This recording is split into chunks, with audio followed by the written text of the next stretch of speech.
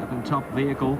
Well, there are overseas contingents of the media here, and I hope the American commentator who made the point that New Zealanders must have ice in their veins is watching this. I think he also referred to it as the Iceman cometh, because they weren't doing all the high fives and the big celebrations each time they won a race. They were very properly restrained at that stage.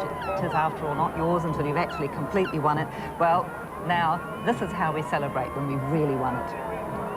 Tom Dodson and Chris Salthouse, is that a New Zealand yachting trait that you just control yourself until the final gun? Yeah. Well, you know, high fives have been banned from sailing. We celebrate differently, and normally once the boat's tied up at the dock.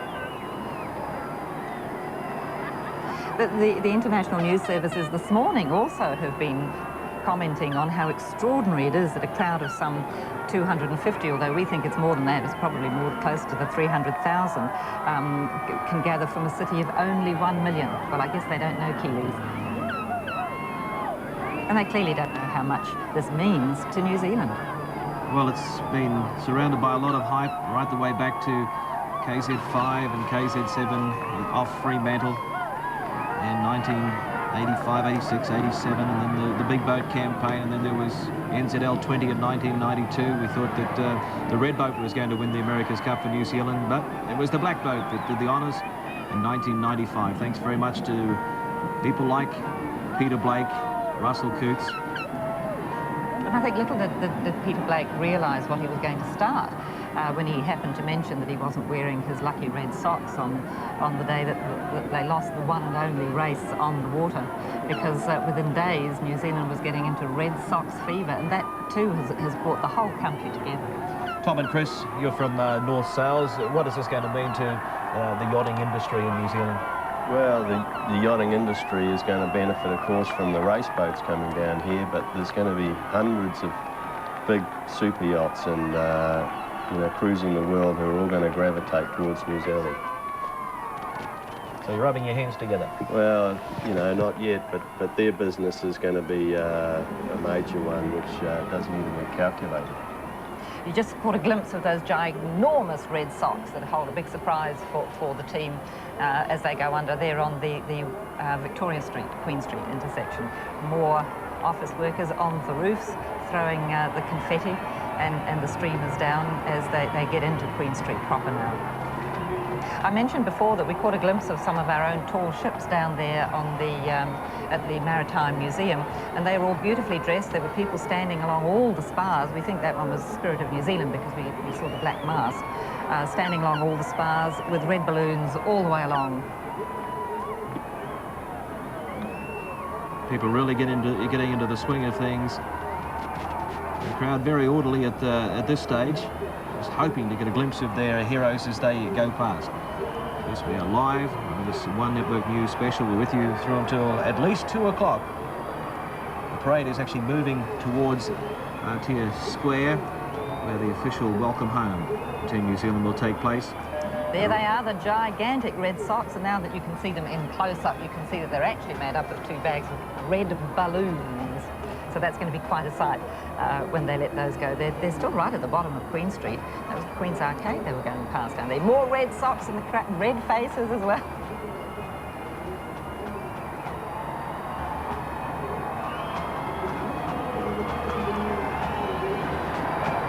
So the parade now into Queen Street, the lead vehicles. And I see there's more banners from the buildings. The office workers certainly seem to have got into the spirit of the thing. I was told there was a considerable amount of champagne being delivered to various offices this morning. And some of them have got some very interesting banners hanging out of the windows, like "Eat your socks, Dennis Conner." It's extremely rude, I'm sure, but well, good-natured. As Mike Spenik in the middle of 2 of the shore crew there as well. Mike, part of the shore crew and a reserve for sailor as well. With Mike was Maury Leyland, who's one of the talented engineer designers on board. Not on board, but on the shore crew. More of the crowd. We seem to have red scarves as well, either that or they've knitted the sock part and it just kept on going up the leg. Some of the sailors on board Black Magic strategically placed on these open-top vehicles with 2 or 3 members of the backup crew, the shore crew, sailmakers, boat builders, etc. Everyone basking in the glory and basking in the Auckland sunshine today. Forecasters say a top of 16 degrees. Perfect conditions, really. Yes, you don't want it too hot when you're packed into the canyons of Queen Street like that. That view that you just saw shows the sort of like the S-bend that the parade is taking, and it's still just totally packed into Lower Albert Street and Custom Street and into the bottom of Queen Street. It looks like the parade may have slowed just a little bit. The man in the middle there is Ross Blackman, who controlled all the finances for Team New Zealand. What a terrible job that must be, because we're talking about big budgets here and dealing with sponsors. But he got the money, enough money to build the boats and to win the America's Cup. And Ross Blackman, really one of the unsung heroes of this campaign. Behind him here we see Alan Sefton to the left, the PR man in the middle, and the navy jacket is Peter Hay, the Commodore of the Royal New Zealand Yacht Squadron. There will be parties at the Yacht Squadron. There will be parties from every vantage point, even on the cranes. But yeah, Crane Farm. Auckland has very much become Crane Farm again. And what a great vantage point for those guys who are working just behind the Central Post Office. Again, the international commentators have been astonished at the amount of money that was gathered for the New Zealand effort compared with, say, the American effort. And they worked it out that only 20 cents was donated for every man, woman and child in the American effort, but in New Zealand it was $6 for every man, woman and child in New Zealand. Buying the Red Sox certainly helped. Team of around about 60 or 70, all up, not counting those that sort of pop in and out and do a little bit. Not a big team, really. No, a different setup to last time, Greg. Up there with the NZL 20, I think we topped out at 120 people, so a lot more leaner and obviously mean. Got the job done. Let's get back down into the crowds and cross to Susan, who's in there, somewhere in there amongst it. Yes, and I'm on Queen Street with Jill. What do you think? Oh, I think it's terrible. Absolutely fantastic. Have you ever seen anything like this? No, never in all my life. Words can't describe it. I wouldn't have missed this for the world. Now, you've lost your husband somewhere. Yes, there he is. Oh, you found him again. I think you might have been looking for a sailor, weren't you? Yeah, Did you follow the yachting along? Have you been all the way. Television never went off all day. It was absolute. I had them all on so I could go from the kitchen to the lounge and not miss a moment. It was marvellous. Do you have a special favourite on board? What? What? Do you have a special favourite on board the yacht? Was there one sailor who kind of got to you? I liked the young boy, because I thought having 2 sons of my own, I thought what a neat experience for a young fella. But no, they were all marvellous. And I loved the way that they had the children at the end. I thought that was really neat. Sailors of the future. Let's hope so. Jill, enjoy the parade. Thank you very much. Well, that certainly seems to be the sentiment of everyone who's there, the chance of a lifetime, the experience of a lifetime to be there in the crowd in Queen Street. Robbie Naismith from Whangarei, the little man on the right of the screen now, one of the trimmers on board, and Robbie's still only 27 or 28 now, but he seems to have been around for such a long time. Yeah, and Robbie takes off straight after this. The balloons are flying now from those 2 gigantic Red Sox. Down they go onto the crowd, which means that the head of the parade is now getting to that Queen Street and Victoria Street intersection. I think we'll definitely come to a grinding halt now. They're cascading down onto the crowd and being eagerly grasped, and they'll be waved at the team as they go by. Who's that right in the front?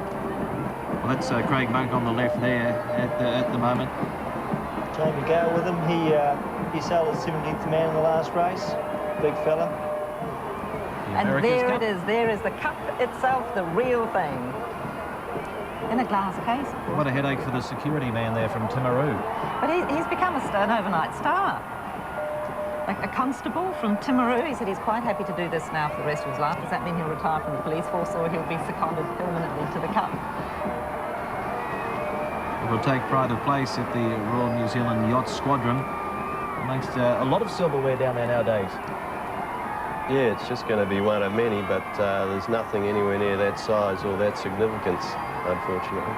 And slowly coming up the rest of the Queen Street, you can see people sitting on the roofs all the way along there. That's the lower ones. I'm not sure if anybody's been brave enough to go right up onto the top of those very high-rise ones. Black is being worn with pride, and the flags are being waved. I see the crew have gathered a whole lot of flags as well. Tom Schnackenberg on the left. With him, Michael Lickett, or Mickey as he's known, and Mike Drummond. Mickey was a sail designer, and Mike was in there with his engineering skills. Well, look at Queen Street. Just look at that sight of colour, the people, the excitement. They're going to be totally inundated with the confetti and the streamers before they get to the end. And I hope Susan hasn't been buried. Susan Wood is down in Queen Street for us. Now, I'm with the drum major here. Have you ever seen anything like... Play again. Have you ever seen anything like this before? Nothing, ma'am. Not in UK, Europe, North America, anywhere. So you've marched in a few parades. You've marched in a few parades. I have. What do you think? Say again. What do you think of it? This is a magnificent day for the whole of New Zealand. All the people out there, your camera is facing the wrong direction. It's the people and the community of New Zealand. They are the champions. Now, it's supposed to be, yours is supposed to be a serious business, but I see you're having a bit of trouble keeping the grin off your face. Thank you. You're having a bit of trouble keeping the grin off your face. Who wouldn't be on a day like today? Drum Major, I'll let you get on with the parade. Thank you very much. There's a few tears and eyes down there too, as we could see from the... Oh, what a wonderful float! There we are. That's One Tree Hill, or is it Mount Eden? I think it's Mount Eden and the high rise up alongside it. Mike Spanik there, reserve sailor. He was actually on the boat, but then he had to sort of move aside to let Peter Blake take over his spot on the boat. But a lot of experience there with Mike Spanik, and a lot of people overlooking. Lots of red socks wrapped around the balustrades there. This is still down the bottom of Queen Street. That's still Queen's Arcade. More members of the support crew there? Yeah, boat builders, all these guys playing a huge part in the winning of this, and it's great to see them all part of the parade. And people on all the roofs all the way along. Great way to see the show, of course. I hope those balconies are reinforced, because it's a great vantage point.